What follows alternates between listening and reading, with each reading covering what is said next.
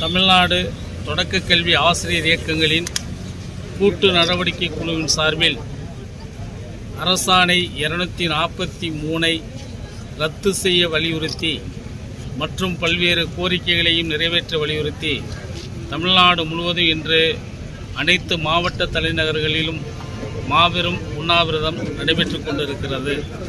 அரசாணை 243 கிட்டத்தட்ட தொடக்கப் பள்ளிகளிலே பணியாற்றக்கூடிய 90% ஆசிரியர்களுக்கு பெரும் பாதிப்பை ஏற்படுத்தக்கூடிய ஒரு அரசாணையை தமிழக பள்ளிக்கல்வித்துறை வரலாற்றிலே கரும்புள்ளி உருவாகக்கூடிய வகையில் வெளியிட்டிருக்கிறார்கள். இந்த அரசாணையை எதிர்த்து தமிழ்நாடு தொடக்க கல்வி ஆசிரியர் இயக்கங்களில் உள்ள அனைத்து சங்கங்களும் ஒன்று கூடி கடந்த ஜனவரி 11ஆம் தேதி மிகப்பெரிய ஒரு ஆர்ப்பாட்டத்தை நடத்தியதன் அடிப்படையில் மாண்புமிகு பள்ளிக்கல்வித்துறை அமைச்சர் அவர்கள் 23ஆம் தேதி பேச்சுவார்த்தைக்கு அழைத்தார்கள். பேச்சுவார்த்தைக்கு அழைக்கின்ற பொழுது அரசாணை 243 உங்களுக்கு என்ன பாதிப்பு இருக்கிறது என்ற கேள்விக்கணையை தொடுத்து அந்த கேள்விக்கணைக்கு பல்வேறு சங்கங்களின் சார்பில் தீர்க்கமான என்னென்ன பாதிப்புகள் எல்லாம் இருக்கிறது என்ற கருத்தை பதிவிட்டும் அவர்கள் அந்த அரசாணையை திரும்ப பெறுவதாக தெரியவில்லை.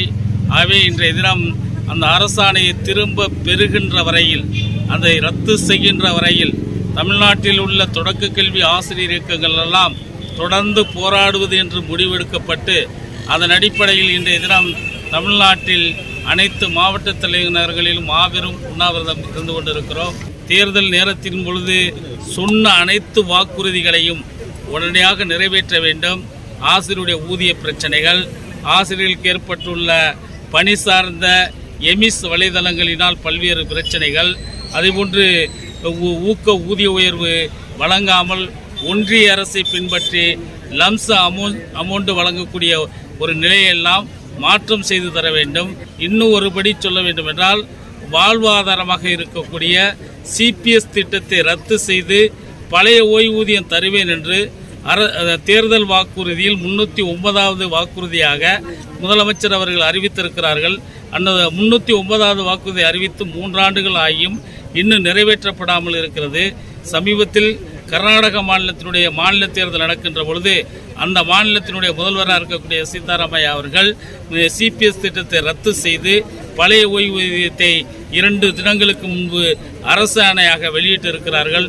அதை போன்று தமிழ்நாடு முதலமைச்சர் அவர்களும் சிபிஎஸ் திட்டத்தை ரத்து செய்து பழைய ஓய்வூதியம் கிடைக்கக்கூடிய வகையில் அரசாணை வெளியிட வேண்டும் என்பதை வலியுறுத்தி இந்த மாபெரும் உண்ணாவிரதத்தை நடத்தி கொண்டிருக்கிறோம். அவை இந்த உண்ணாவிரதத்தின் வாயிலாக தமிழ்நாடு அரசு புரிந்து கொண்டு ஆசிரியர்கள் கொந்தளிக்கக்கூடிய நிலையில் இருக்கின்றார்கள்.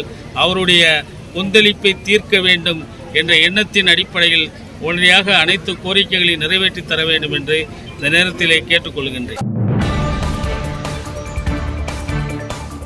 செய்திகளை உடனுக்குடன் தெரிந்து கொள்ள நமது அம்மா இணையதள தொலைக்காட்சியை சப்ஸ்கிரைப் செய்து அருகில் உள்ள பெல் ஐகானை